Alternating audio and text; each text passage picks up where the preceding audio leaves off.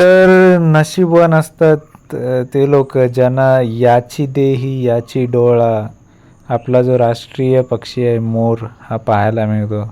तर आमच्या ओढ्यावरती कधी या टाईमला आलो ना तर नक्कीच हा एक मोर आहे ना तो इकडून या रोड क्रॉस करून तो इकडे वरती रानाकडे जात असतो.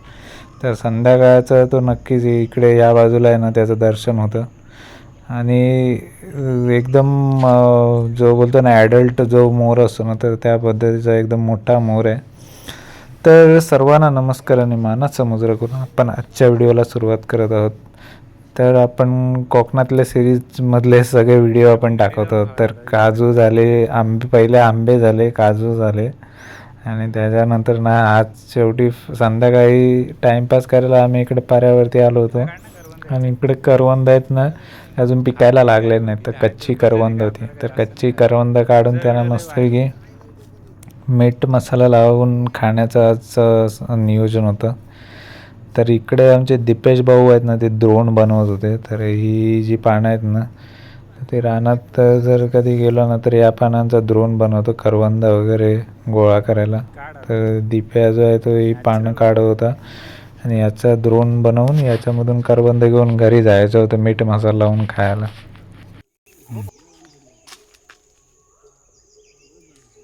किती लावू? 2 लावू? असं धरून ना. सिनेमॅटिक शॉट घे. ड्रोन बनव रे. ड्रोन बनव. ड्रोन तो आता जो विसरलो बनवायचा कसा तो. अजून एक पाहिजे कर्दीचा काटा. हे घे बाई इकडचे. हे बाई हे सुके घे.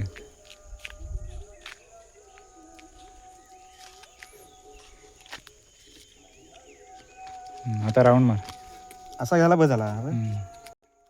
तर आमचा दीपेश भाऊ द्रोण बनवायचा विसरल्यामुळे फायनली द्रोणचा प्लॅन कॅन्सल करून दिप्याने जस्ट पत्रावळी बनवून तिला असेच गुंडाळून घेतलं होतं आणि त्याच्यामध्ये जो आहे तो करवंद तो गोळा करत होता. आज नमा नाही इथं भोसलेवाडीत आबिट गावचा आहे. पूजा आहे, वाडी पूजा.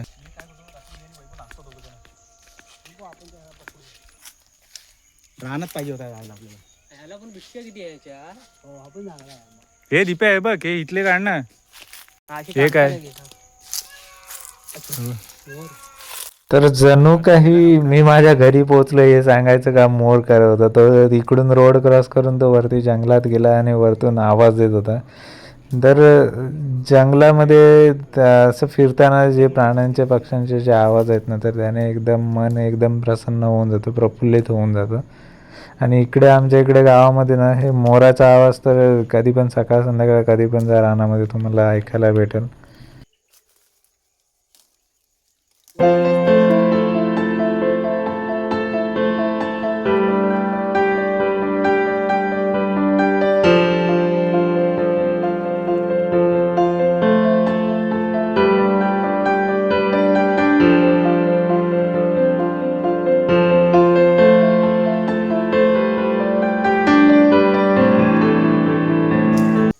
चल बस झाली चल.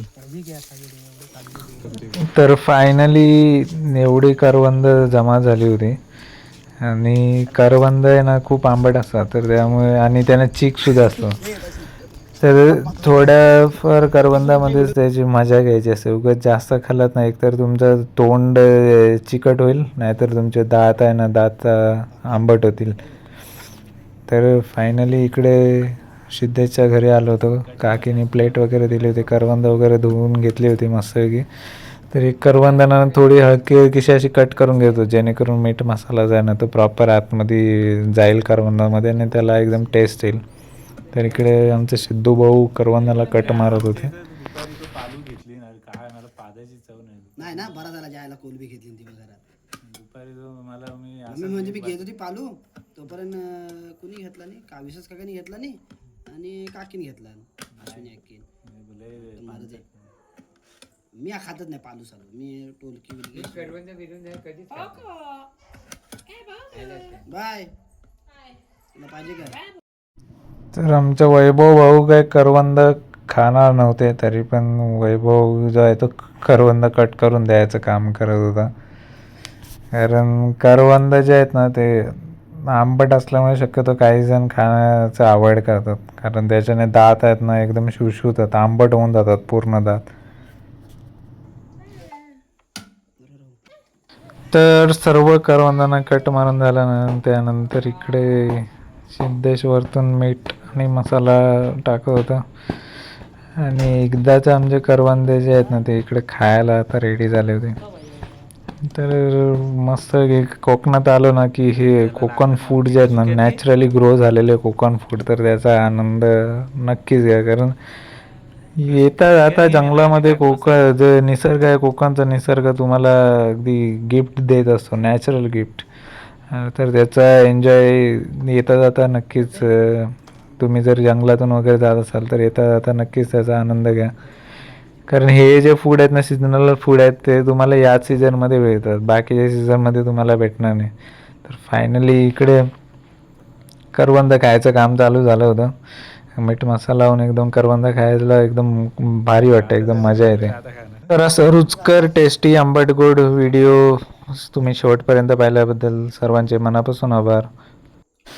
तर पुन्हा भेटूया कोकण सिरीजच्या अशाच एका नवीन व्हिडिओमध्ये. तोपर्यंत काळजी घ्या स्वतःची आणि इतरांची सुद्धा. धन्यवाद.